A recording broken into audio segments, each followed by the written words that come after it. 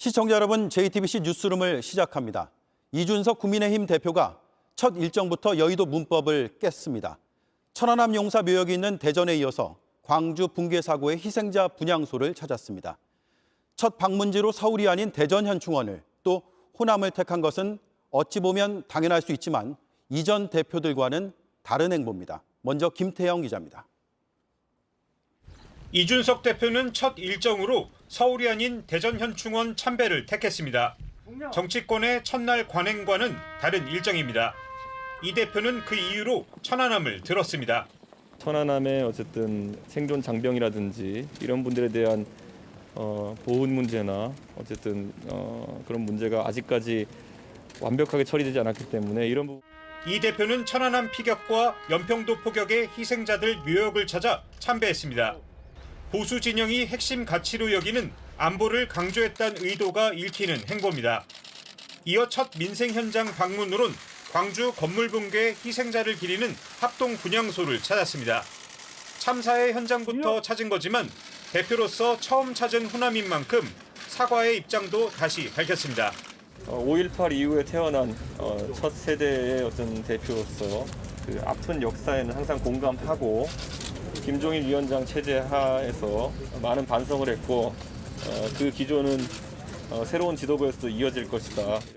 첫날부터 보수와 호남 챙기기를 보여준 건데 이 대표 스스로는 이런 의미를 부여하기도 했습니다. 사실 저희가 지금 행하는 파격이라고 하는 것들은 새로움을 넘어가지고 여의도의 새로운 표준이 되어야 합니다. 이런 가운데 이 대표는 당직 인선을 놓고 고심 중입니다. 선출된 최고위원 4명 중 3명이 이미 여성인 상황. 하지만 이 대표는 대표가 뽑는 지명직 최고위원 자리에까지 당박 여성 전문가를 고려 중인 걸로 알렸습니다.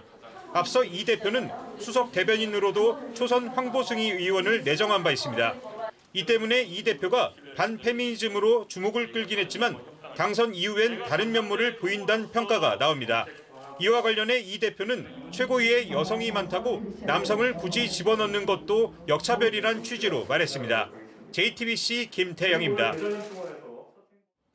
더불어민주당은 이준석 효과가 정치권, 더 구체적으로는 내년 대선 판세에 미칠 파장을 예의주시하고 있습니다. 당장 대선 경선 기획단을 꾸려야 하는데 여기에 젊은 세대를 집중 배치하는 방안까지 고심하고 있습니다. 황예린 기자입니다.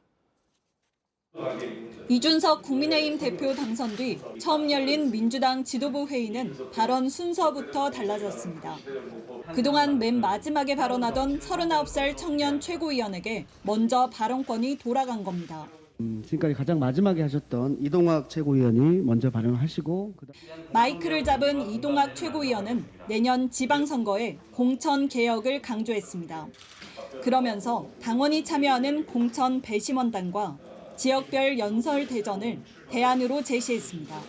새로운 정치를 선보일 것으로 기대합니다. 이에 따른 개혁 경쟁은 불가피합니다. 민주당도 질 수 없습니다. 민주당은 이번 주에 대선 경선기획단 구성을 본격 논의합니다. 이준석 대표 체제에 맞서 젊은 세대를 적극 기용할 거란 관측이 나옵니다. 기획단 단장으로 이 최고위원과 김혜영 전 의원이 거론되고 있습니다. 대선기획 단장은 원외도 가능하고 모든 게 다 열려 있습니다. 여권 대선 주자들도 이준석 현상에 맞춰 대응 기조를 가다듬고 있습니다. 이재명 경기지사는 앞서 민주당이 구태 정치를 얼마나 끊어냈는지 반성한다며 여의도 정치권과 성급기에 나섰습니다. 이낙연 전 대표는 이 스포츠 경기장에서 직접 게임을 해보며 젊은 층에 다가서려 했습니다. 박용진 의원은 자신이 여권에서 젊은 주자란 점을 부각하고 있습니다. 이런 가운데 민주당 초선의원 모임인 더민초는 내일 전체 회의를 열어 대선 기획단 구성 문제부터 대선 경선 연기까지 주요 현안을 논의할 예정입니다. JTBC 황예린입니다. 이준석 효과는 청와대 인사에도 영향을 끼치고 있는 걸로 보입니다. JTBC 취재 결과 청와대는 신임 정무비서관에 74년생 김한규 변호사를 내정했습니다. 정무비서관은 주로 국회나 정당과 소통을 하는 자리인데 정치 신인에 가까운 인사를 발탁했습니다. 심수미 기자입니다. 지난해 총선 때 민주당의 전략 공천을 받아 서울 강남병에 출마했다 떨어진 김한규 변호사. 청와대가 김 변호사를 신임 정무비서관에 사실상 내정한 것으로 파악됐습니다. 한 여권 관계자는 인사검증 절차가 막바지인 것으로 안다면서 이같이 밝혔습니다. 민주당 법률 대변인 외에 이렇다 할 경력이 없는 정치 신인이 발탁된 배경에는 국민의힘 전당대회 과정에서 이준석 대표가 일으킨 돌풍이 꼽힙니다. 이 관계자는 2030이 이 대표에게 보낸 호응은 사실상 여권 전반을 향한 강한 경고나 다름없다면서 민주당과 청와대가 인물과 어젠다 두 가지 측면에서 고민이 깊다고 말했습니다. 전통적인 여권 지지층으로 꼽혔던 젊은 세대의 야권 쏠림 현상이 급속하게 이루어지고 있다고 보고 청와대가 대책을 마련했다는 해석이 가능한 겁니다. 김 변호사도 정무비서관 내정 여부를 묻는 질문에 2030의 마음을 돌릴 수 있는 역할이라면 무엇이든 최선을 다하려 한다고 답했습니다. 1974년생인 김 변호사는 지난해 이철희 정무수석이 진행하는 프로그램에서 이준석 대표와 함께 고정 패널로 출연한 인연도 있습니다. JTBC 심소희입니다.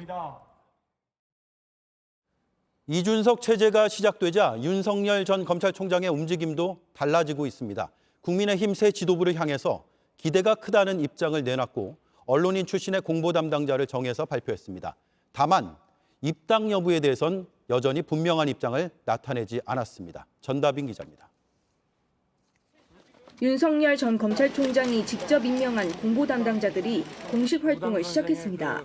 언론 대응 채팅방을 열었고 윤 전 총장의 메시지를 전달했습니다. 윤 전 총장은 국민의힘 전당대회에 국민 기대가 컸다며 국민 한 사람으로서 관심과 기대가 크다고 밝혔습니다. 국민의힘 입당 여부에는 말을 아꼈습니다. 그는 국민이 불러서 나왔다라며 가리키는 길대로 따라간다고 말씀드렸다고 했습니다. 그러면서 모든 선택은 열려있고 아무것도 결정된 것은 없다라고 전했습니다. 하지만 30대 당수 이준석 국민의힘 대표의 당선은 정권교체론에 대한 열망과 맞닿아 있습니다. 국민의힘이 새로운 바람을 탄 만큼 윤 전 총장이 입당하기 더 수월해진 것 아니냐는 해석도 나옵니다. 윤 전 총장은 앞서 지난 13일 이 대표에 축하 메시지를 보냈습니다. 이 대표는 의례적인 덕담 정도였다라고만 전했습니다. 일단 이 대표는 경선 버스론을 내세우며 제 시간에 탑승하라는 입장. 윤 총장의 정치 결심이라는 것이 늦어질 이유도 딱히 없다라는 제 개인적인 판단인데 8월 말 정도가 마지노선이 아닐까 생각합니다. 윤 전 총장 측은 추후 대선 캠프로 쓰일 사무실도 아직 구하는 중이라고 밝혔습니다. 일단 여의도에 연락사무소를 두는 방식이 거론되는데 이 대표 등 국민의힘 새 지도부와 소통이 빨라지면 입당 시기가 당겨질 수 있다는 전망도 나옵니다. JTBC 전다빈입니다.